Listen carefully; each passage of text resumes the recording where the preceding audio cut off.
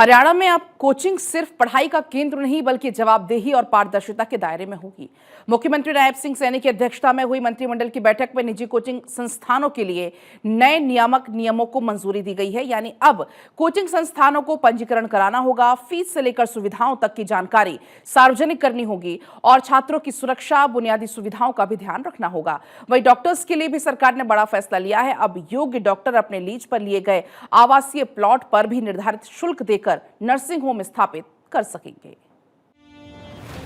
मुख्यमंत्री नायब सिंह सैनी ने बताया कि स्वीकृत ढांचे के तहत प्रत्येक मौजूदा निजी कोचिंग संस्थान के साथ साथ नया कोचिंग सेंटर खोलने की इच्छा रखने वाले किसी भी संस्थान को नामित पोर्टल के माध्यम से ही रजिस्ट्रेशन के लिए आवेदन करना होगा। पंजीकरण के लिए 10,000 रूपए निर्धारित किया गया है, जो इलेक्ट्रॉनिक माध्यम से देय होगा। संबंधित प्राधिकरण 30 दिन के भीतर आवेदनों की जांच करेगा और आवेदन सभी प्रकार से पूर्ण पाए जाने पर 3 साल के लिए वैध रजिस्ट्रेशन प्रमाण पत्र जारी किया जाएगा।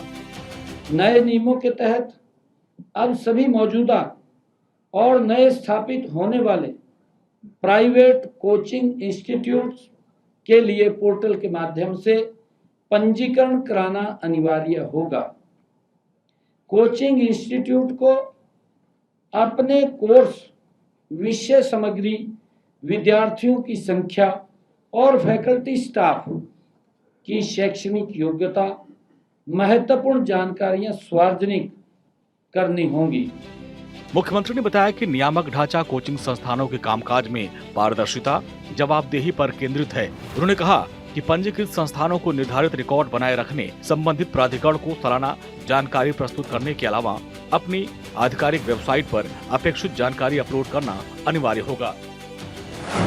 मुख्यमंत्री ने बताया कि नियमों में छात्रों के लिए बुनियादी सुविधाओं की उपलब्धता सुनिश्चित करने का भी प्रयास किया गया है। निर्धारित जानकारी में फर्नीचर, पर्याप्त रोशनी, पीने योग्य पानी, पुरुष और महिला छात्रों के लिए अलग अलग शौचालय और अग्नि सुरक्षा उपाय जैसी सुविधाओं के अलावा चिकित्सीय सहायता या फिर प्राथमिक चिकित्सा, parking, library, wifi, smart board, computer प्रयोगशाला, छात्रावास और कैंटीन सुविधाएं शामिल हैं। भवन की फायर सेफ्टी के साथ साथ दिव्यांग विद्यार्थियों के लिए बैरियर फ्री एक्सेस जैसी व्यवस्थाओं को भी इन नियमों में शामिल किया गया है। कोचिंग संस्थानों को अपने संस्थान, विद्यार्थियों की सुरक्षा तथा अन्य आवश्यक जानकारी अपनी आधिकारिक वेबसाइट पर भी उपलब्ध करानी होगी।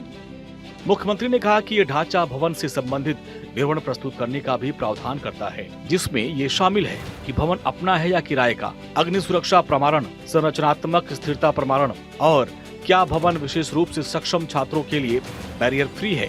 इसके अलावा कर्मचारियों के चरित्र के सत्यापन के संबंध में भी जानकारियाँ प्रस्तुत करना आवश्यक होगा। आज मंत्रिमंडल की बैठक में मंत्रिमंडल ने भी महिलाओं के स्टार्टअप्स को बढ़ावा देने के लिए हरियाणा राज्य स्टार्टअप्स नीति 2022 व्यापक पूरक प्रावधानों को भी मंजूरी दी है। इन प्रावधानों में महिलाओं उद्यमियों को विशेष लाभ मिलेगा। महिला नेतृत्व वाले स्टार्टअप्स को 1 वर्ष तक लीज किराए पर 50% सब्सिडी मिलेगी।